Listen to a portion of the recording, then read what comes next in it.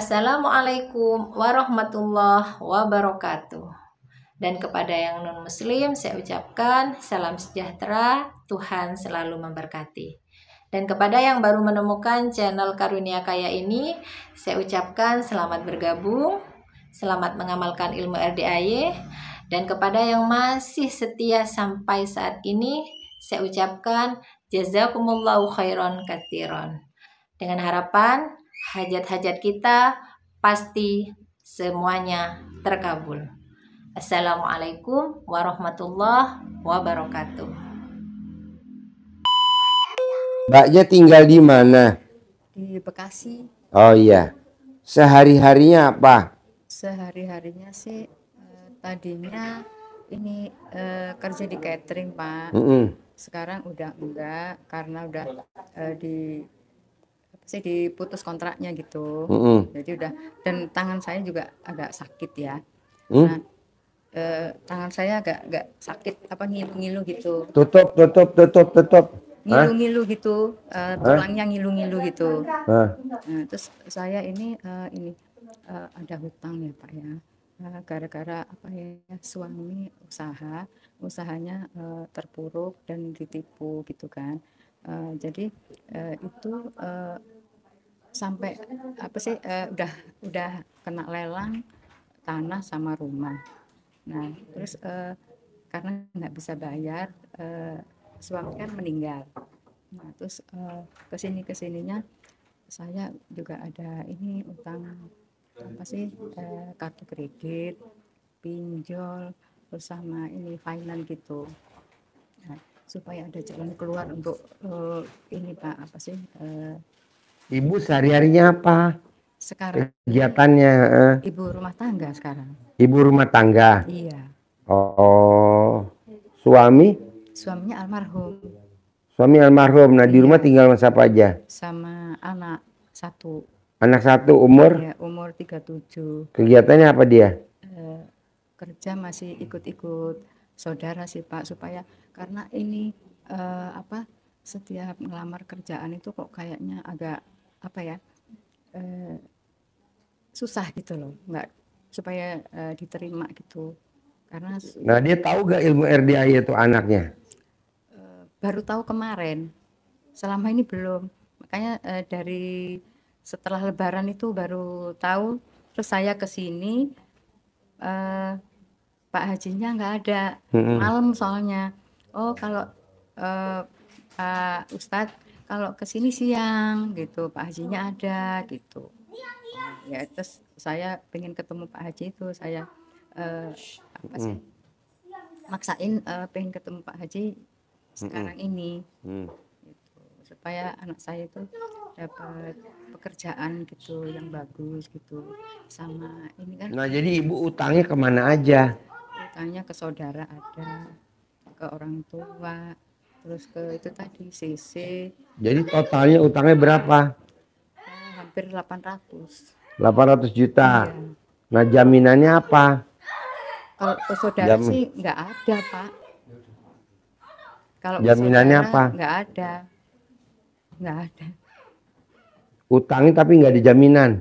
Nggak ada, yang di saudara orang tua sama kartu kredit apa itu nggak ada. Yang di bank kan udah ada jaminannya, itu udah dilelang, jadi udah putus malah. Karena belum itu, supaya ada jalan keluar yang sekarang ini Pak gitu. Terus anak saya ini yang satu rumah ini kan usianya udah 37, supaya dapat tahun ini bisa menikah gitu Pak, karena kan saya juga udah usia ya. Jadi ibu nggak ada kegiatan, utangnya 800 juta. Iya.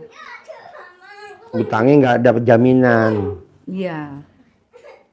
Sama ini saya mau jual rumah yang sekarang saya tinggalin itu supaya cepat laku Pak. Nggak apa-apa, mau apa dia?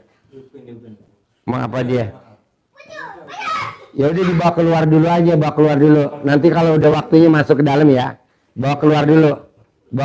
Nanti udah waktunya masuk ke dalam.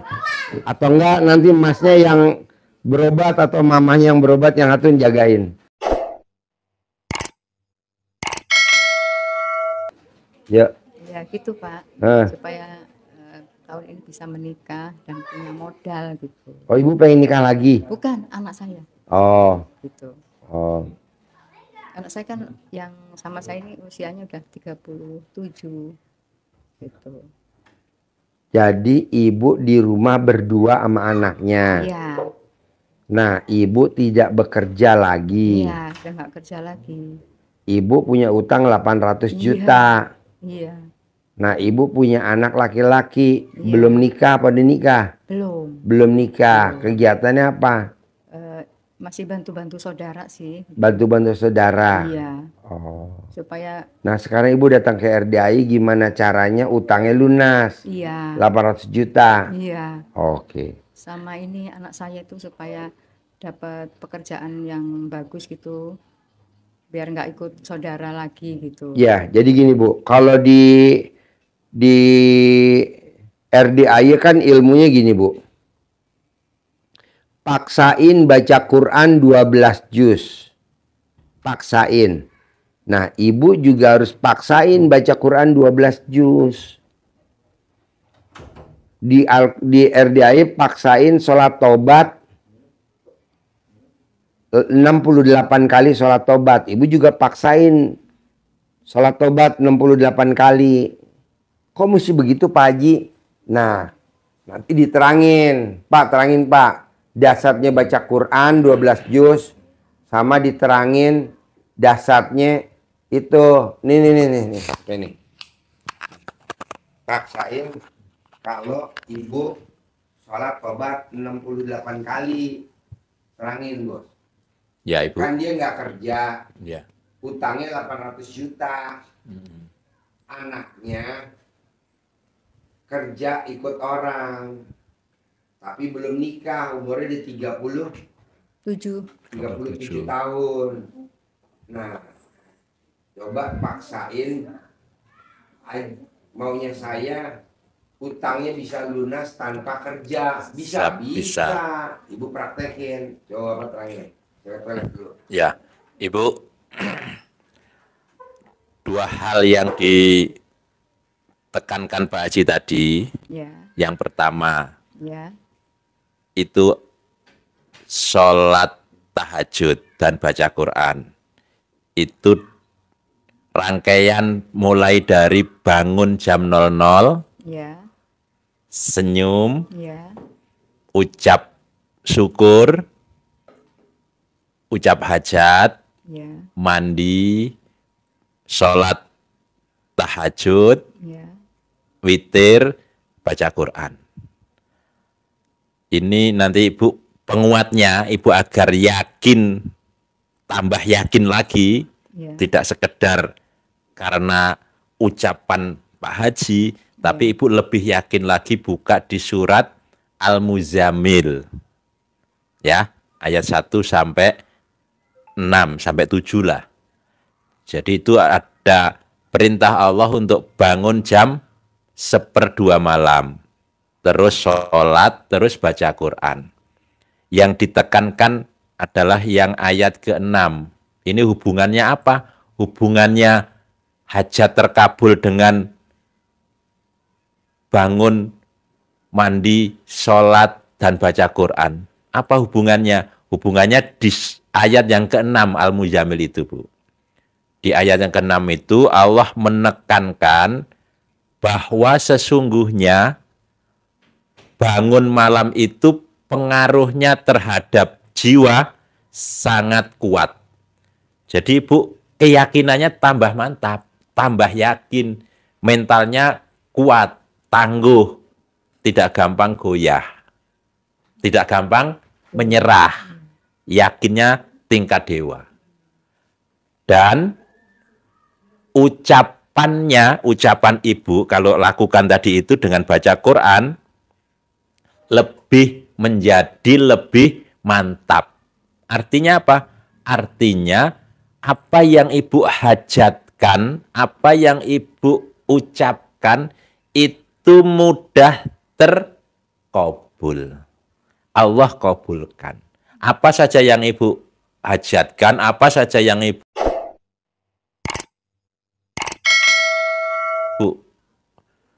ucapkan, langsung Allah kabulkan.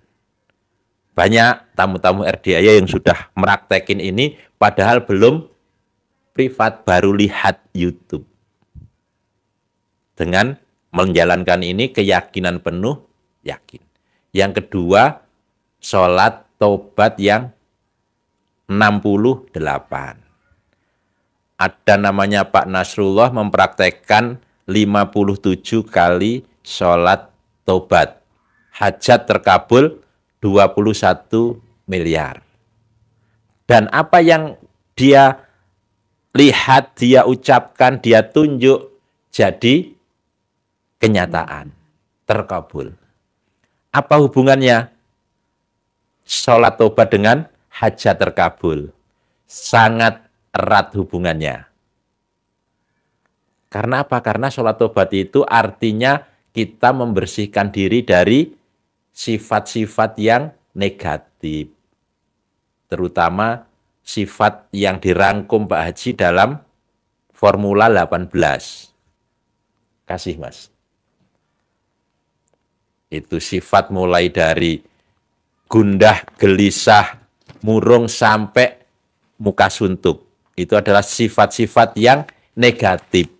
Dengan sholat tobat, itu sifat luntur, hilang dari diri kita. Maka sholat tobatnya itu tidak global niatnya. Niatnya kita kan niat sholat tobat, gitu doang. Kita tidak, tapi diniatkan satu persatu sifat 18 mulai dari nomor 1. Saya niat sholat tobat 2 rakaat karena Allah Subhanahu wa Ta'ala, karena saya suka gundah. 1. Allahu Akbar 2 rakaat, salam. Lanjut sampai ke yang 18, disebut niatnya satu-satu. Terakhir juga gitu. Saya niat sholat tobat 2 rakaat karena Allah Subhanahu wa Ta'ala, karena saya suka bermuka suntuk. Ini dihilangkan semua dengan sholat tobat. Hubungannya, kalau kita bersih jiwa kita, hati kita bersih, berarti kita memenuhi permintaan Allah untuk mohon ampun. Penguatnya apa? Keyakinan Ibu akan lebih mantap keyakinannya ada di surat Nuh. Surat Nuh itu surat yang ke-71 ayat 10, 11, 12.